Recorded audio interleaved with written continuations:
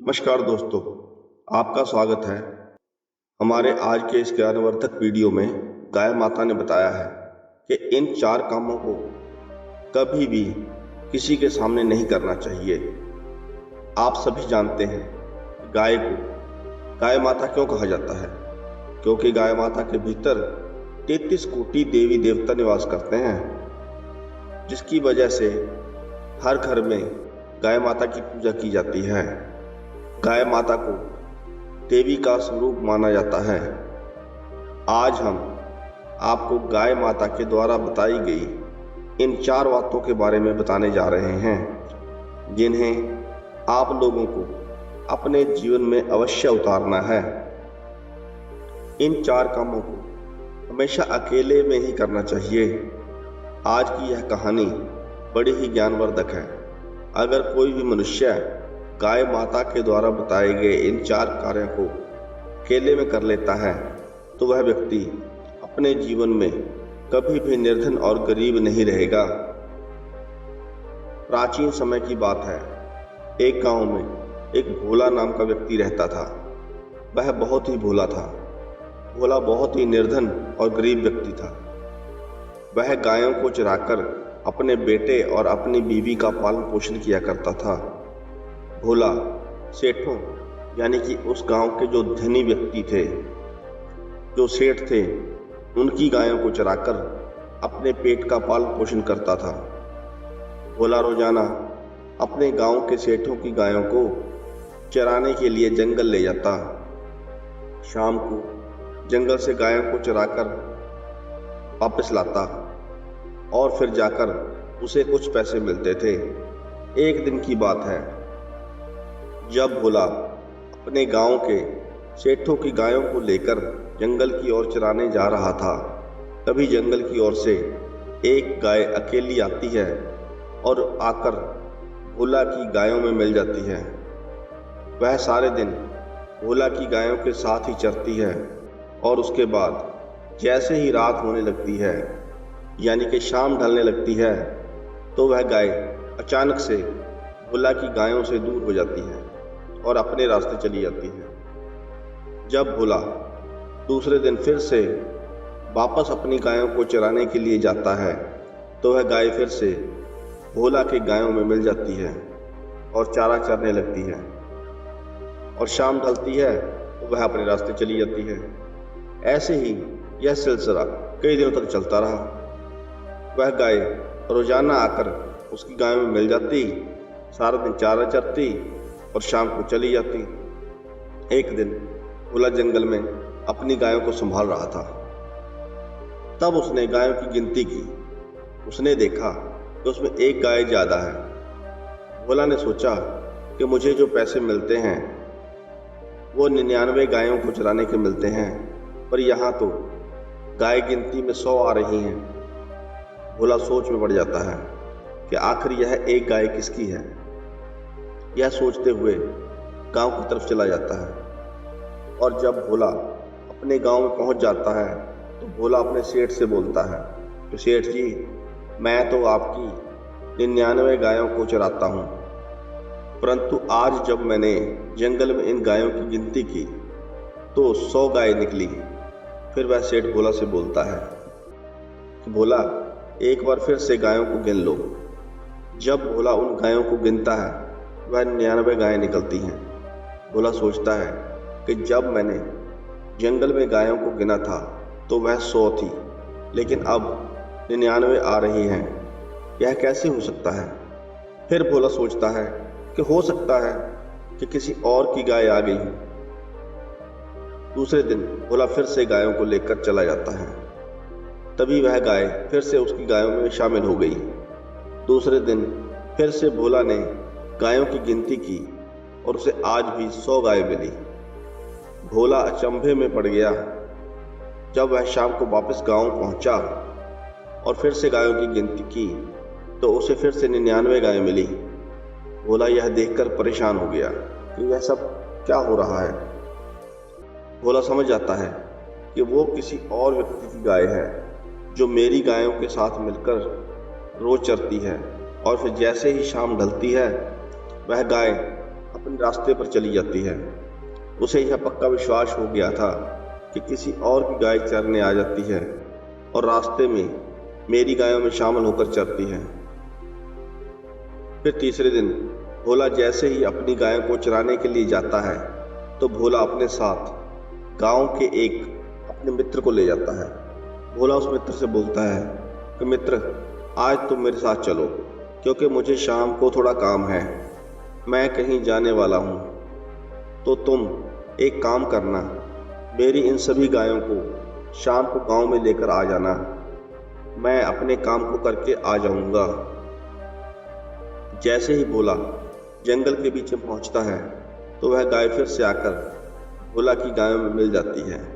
फिर शाम को जब शाम ढलने लगती है तो जैसे ही भोला का वह मित्र गायों को लेकर गांव की तरफ आ रहा होता है तो भोला दूर से गायों पर नजर रखता है। जब उसका मित्र गायों को लेकर कुछ दूर आ जाता है तभी एक गाय उसकी गायों के झुंड में से निकलकर पहाड़ों की तरफ जाने लगती है और भोला उसे देख लेता है। भोला उस गाय के पीछे पीछे पहाड़ों की तरफ जाने लगता है और फिर देखते ही देखते वह गाय उन पहाड़ों के बीचों बीच से होकर एक गहरी गुफा के अंदर घुस जाती है।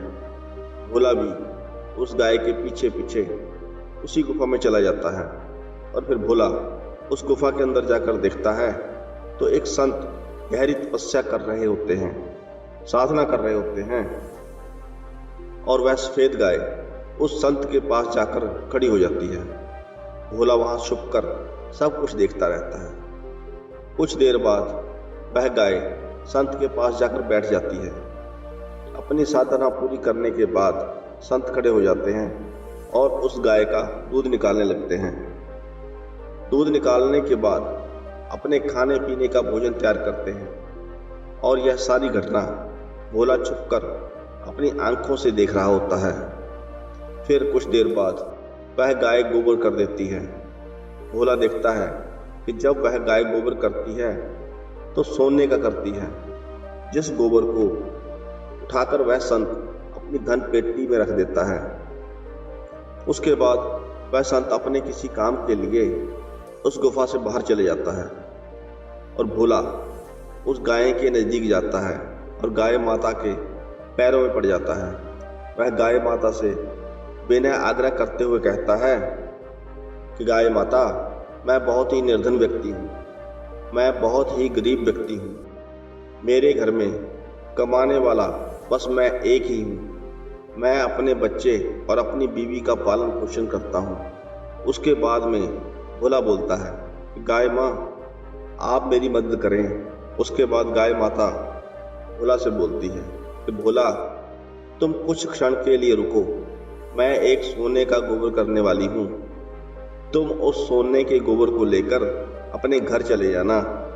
भोला वहीं बैठकर इंतजार करने लगता है। कुछ समय के बाद वह गाय सोने का गोबर देती है और भोला उस गोबर को उठाकर अपने घर चले जाता है। उसके बाद में भोला रोज की तरह अपने गांव से गायों को लेकर आता। वह गाय भोला की गायों के साथ मिलकर चारा चरती और शाम को जब गुफा की तरफ जाने लगती तो भोला भी उस गाय के पीछे पीछे उस गुफा में चला जाता और रोज सोने का गोबर लेकर अपने घर आ जाता। इसी तरह देखते देखते भोला बहुत ही ज़्यादा धनी हो जाता है, बहुत ही ज़्यादा धनवान हो जाता है। भोला के जो पड़ोसी थे वह भोला को देखकर बहुत जलने लगते हैं। वह सोचते हैं कि भोला सिर्फ गायों को चराता था और अपने घर का गुजारा करता था, परंतु ऐसा क्या हुआ जिसकी वजह से भोला देखते ही देखते बहुत धनवान व्यक्ति हो गया। यह नज़ारा देखकर भोला के सभी पड़ोसी भोला से जलने लगे। उसके बाद पड़ोसी ने सोचा कि आखिर यह भोला करता क्या है जिसकी वजह से देखते ही देखते धनवान होता जा रहा है। भोला बहुत ही भोला था, क्योंकि भोला जो भी कमाता, जो भी गतिविधियां करता, भोला सब कुछ सारी बातें अपनी बीवी को बता देता और भोला की बीवी वह भी उसकी तरह ही बहुत ही मासूम और बहुत ही भोली थी। भोला जो भी बातें उसे बताता, भोला की बीवी वह सारी बातें पड़ोसी को बता देती। गाय ने भी भोला को सोने का गोबर देना बंद कर दिया था। उसके बाद देखते ही देखते भोला गरीब होने लगता है। भोला के पास जो जमा धन था वह भी खर्च हो चुका था। ऐसे देखते ही देखते फिर से भोला बहुत ही निर्धन और गरीब हो गया था और अब फिर से भोला की हालत पहले जैसी हो गई थी। इसके बाद एक दिन भोला बहुत परेशान होकर गुफा के अंदर चला जाता है। वह गुफा के अंदर जाकर देखता है तो वह गाय उसी जगह पर खड़ी होती है। भोला जाते ही उस गाय के पैरों में गिर जाता है और गाय माता से कहता है कि गाय माता, मैं बहुत ही परेशान हो चुका हूँ।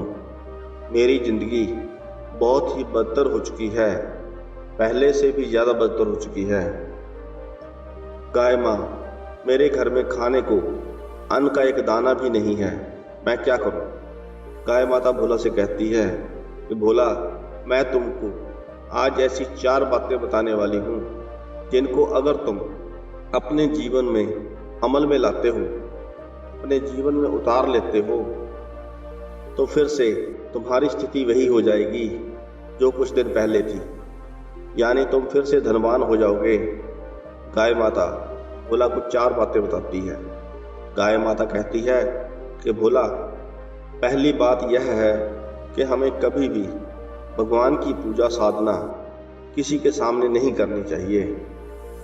कहा जाता है कि अगर आप भगवान की पूजा, भगवान की साधना, भगवान की आरती किसी भी व्यक्ति के सामने करते हो तो उसका श्रेय देखने वाले को जाता है, ना कि पूजा और आरती करने वाले को।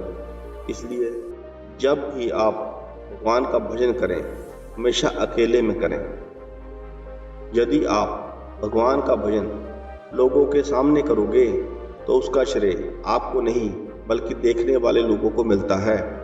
इसलिए कभी भी किसी भी व्यक्ति के सामने पूजा आराधना नहीं करनी चाहिए। गाय माता ने दूसरी बात यह बताई कि जब भी पति पत्नी रात्रि के समय विश्राम करते हैं तो वह हृदय में होना चाहिए, अकेले में होना चाहिए। आपको कभी भी किसी भी व्यक्ति के सामने अपनी पत्नी के बारे में कोई ऐसी बात नहीं करनी चाहिए जो पति पत्नी के बीच की बात हो, क्योंकि ऐसा करने से व्यक्ति का समाज में मान सम्मान और प्रतिष्ठा खत्म हो जाती है। गाय माता ने तीसरी बात बहुत ही अमूल्य बताई है। गाय माता ने कहा है कि व्यक्ति को अपनी आमदनी का जरिया किसी को नहीं बताना चाहिए, इसको हमेशा अपने सीने में रखना चाहिए। अगर आप किसी भी व्यक्ति को अपनी कमाई का जरिया बताते हो, अपनी कमाई का रास्ता बताते हो, तो आपका वह कमाई का रास्ता बंद हो जाता है। हो सकता है कि आपके काम के जरिए पर किसी अन्य व्यक्ति का कब्जा हो जाए और आप गरीब होते चले जाओ। इसलिए अपनी कमाई का जरिया किसी को भी नहीं बताना चाहिए। गाय माता ने कहा, बोला, चौथी बात ध्यान से सुनो। मनुष्य को भोजन भी हमेशा अकेले में और पर्दे में रहकर करना चाहिए। भोजन को कभी भी सभी के सामने नहीं करना चाहिए। यदि आप खुले में भोजन करते हैं तो सबसे पहले माँ अन्नपूर्णा का अपमान होता है, दूसरा आपके भोजन का अपमान होता है। आपको कभी भी भोजन की प्राप्ति नहीं होती है और आप दाने दाने के लिए मोहताज हो जाते हो। इसलिए भोजन को भी अकेले में ही करना चाहिए। यह 4 बातें गाय माता भोला को बता देती है और भोला इन 4 बातों का बहुत सख्ती से पालन करता है। धीरे धीरे गौ माता फिर से अपना गोबर भोला को देना शुरू कर देती है और भोला के दिन एक बार फिर से फिरने लगते हैं। देखते ही देखते भोला की गिनती फिर से धनी व्यक्तियों में होने लगती है। भोला बहुत ही ज़्यादा धनवान हो जाता है। आप सभी अगर इन 4 बातों पर अमल करते हैं तो कभी भी आप लोग गरीब और निर्धन व्यक्ति नहीं हो सकते हो। हिंदू धर्म में गाय को पूजनीय स्थान प्राप्त है। ऐसी मान्यता है कि बड़े से बड़ा कष्ट भी सिर्फ गौ माता की सेवा करने से दूर हो जाता है। गाय की सेवा करने से जहाँ सभी देवी देवता प्रसन्न होते हैं, वहीं घर में सुख समृद्धि और अच्छे स्वास्थ्य का वरदान मिलता है। आशा करते हैं आपको हमारी यह कहानी पसंद आई होगी। अगर आपको यह कहानी पसंद आई हो तो वीडियो को लाइक करें, चैनल को सब्सक्राइब करें। कहानी को अंत तक सुनने के लिए आपका बहुत धन्यवाद।